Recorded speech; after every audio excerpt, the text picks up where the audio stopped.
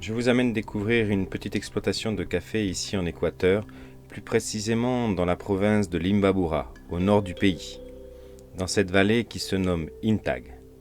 Je serai en compagnie de Diego Baca pour rencontrer Ivan Suarez, qui est producteur de café biologique depuis maintenant 8 ans. Typique, la traditionnelle de la région. À partir de l'époque que j'ai acheté la ferme, je m'ai mis à planter du café et j'ai mis 3621 plantes. Ivan me racontait avec son beau français qu'il possède 6 hectares de terre à 1832 mètres d'altitude où il cultive 1000 plantes à l'hectare, alors qu'en Colombie il y a 7000 plantes à l'hectare et par conséquent la biodiversité des exploitations est totalement absente. Agroforestière, j'ai 1000 plantes de café dans un hectare. Donc ça c'est beaucoup plus mélangé avec des autres plantes comme dans la nature. Dans la nature, tu ne trouves jamais une seule espèce. Adelante nomás, compas, si encuentran en algún lado que haya mandarinas o frutas de una vez. L'enthousiasme et l'énergie d'Ivan quand il s'exprime et souhaite nous expliquer tout son savoir-faire concernant cette petite pépite d'or noir se ressent dans sa gestuelle très dynamique qu'il transmet assez facilement. Plus nous marchons et plus les relations se simplifient et je découvre un personnage très investi dans l'écotourisme et le travail avec les communautés indigènes de la région.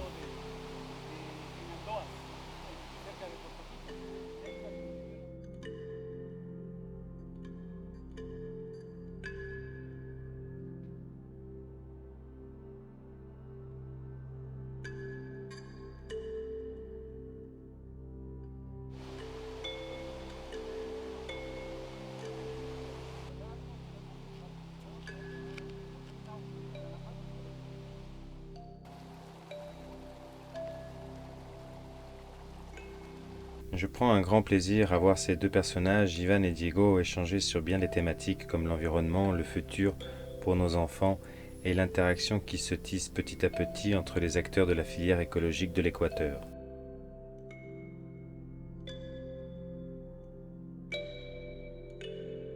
Je vis ici depuis de nombreuses années et je découvre enfin l'Équateur avec beaucoup de respect envers les initiatives qui chaque jour émergent de cette crise mondiale. Comme si cette situation avait uni un peu plus ces communautés face à ce virus. Lo voy a explicar en français. Regarde, ça c'est un pied de café de la variété Arabica typica. Le café c'est une plante qui produit avec la pluie. Dans la région de Intag, la pluie commence dans les mois de septembre et termine dans les mois de mai, juin. Donc, les moments que la première pluie arrive, les plantes de café commencent à développer des boutons floraux. Tout de suite, cette petite fleur, je ne trouve pas de fleurs ouvertes encore, peut-être là-bas, les petites fleurs deviennent des graines vertes, petits grains qui prennent 9 mois pour se développer. Comme ça, pour devenir une cerise rouge avec laquelle on prépare du café. À l'intérieur de chaque cerise, tes 2 grains très enrobés dans sucre. Très sucré et très collante. Ça colle beaucoup et c'est ça qui donne le goût particulier au café. Quand tu ramasses une graine de café complètement rouge, comme celui-là, rouge rubis, c'est un indicateur de que la quantité de sucre là est très élevée.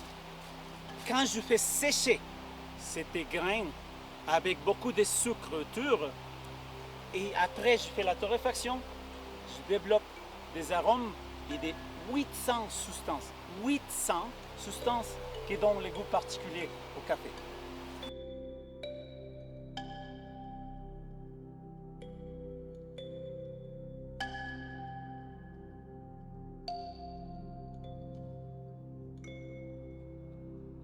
tous les mauvais travaux qu'on avait fait flottent.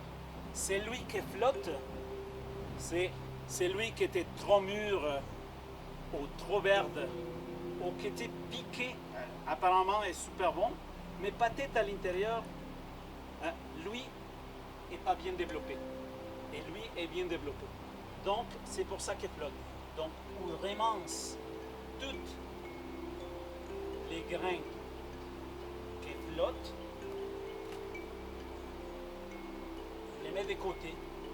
Et avec celui-là, on va les séparer. Attention, qui va être mouillé. On les fait tourner.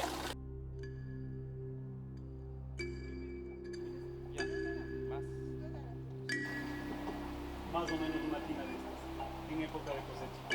Un Chevy Cascara, celui-là, c'est les grains. On fait J'ai été très surpris de voir que l'exploitation d'Ivan n'était absolument pas mécanisée. De la récolte jusqu'à la tasse, tout est réalisé à la main. Non pas dans un but économique, mais bien dans un but écologique. eso. Excelente. Quelle responsabilité de boire une tasse de café chaque matin.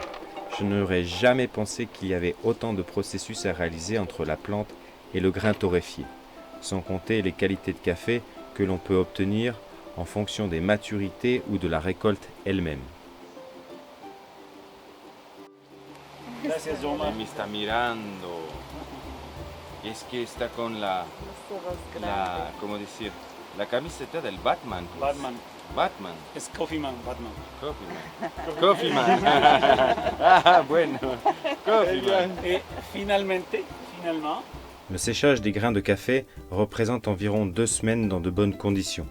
Cette étape est primordiale pour obtenir un pourcentage d'humidité de maximum 11% pour passer au stockage ou à la torréfaction. J'aborderai la torréfaction dans une autre vidéo dans la ferme de Pepito que vous avez déjà rencontrée durant l'expédition de la Laguna de Piñan. Je vous laisse avec Ivan et son beau français pour le mot de la fin qui me semble résumer sa démarche depuis bien des années ici dans la vallée de l'Intag. final complètement différent. Donc, un agriculteur, c'est un cultivateur de la terre, pas un cultivateur de plantes. Donc, quand tu comprends que l'agriculture biologique, c'est travailler avec la terre. Pour nourrir la terre, tu vas produire la vie sur la terre. Et la santé se trouve dans la terre.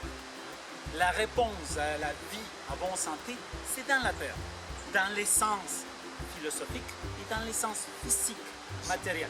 Donc tu manges le fruit ou le légume à la fin. Ivan sera bien entendu ravi de vous accueillir dans sa ferme auberge pour vous transmettre sa passion du café et de cette vallée vraiment authentique du nord de l'Équateur.